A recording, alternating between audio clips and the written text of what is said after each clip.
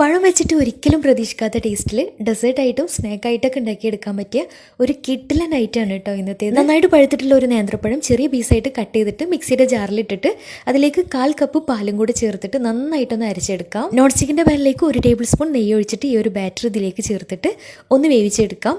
ഇതിലേക്ക് 1/2 കപ്പ് പാലും കൂടി ചേർത്ത് കൊടുക്കുന്നുണ്ട്.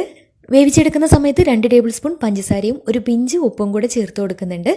നന്നായിട്ട് വെന്ത് വന്നാൽ 1/4 കപ്പ് റവ കുറേശ്ശെയായിട്ട് ചേർത്തിട്ട് മിക്സ് ആക്കിയിട്ട് എടുക്കാം.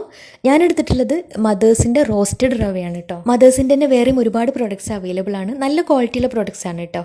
അപ്പോൾ റവ ഒക്കെ നന്നായിട്ട് വെന്ത് വന്നാൽ ഇനി ഫ്ലെയിം ഓഫ് ചെയ്തിട്ട് കയ്യിൽ കുറച്ച് എണ്ണ ആക്കിയിട്ട് ഇതുപോലെ ചെറിയ ചെറിയ ബോൾസ് ആക്കിയിട്ട് ഉരുട്ടിയെടുക്കാം. ചെറിയ ബോൾസാണ് കേട്ടോ ഏറ്റവും ടേസ്റ്റ് ഉണ്ടാവുക. ഇനി ബോൾസ് ഒന്നും കൂടി ഒന്ന് സോഫ്റ്റ് ആവാൻ വേണ്ടിയിട്ട് ഒരു 5 മിനിറ്റ് ഒന്ന് ആവിയിൽ വേവിച്ചെടുക്കുന്നുണ്ട്.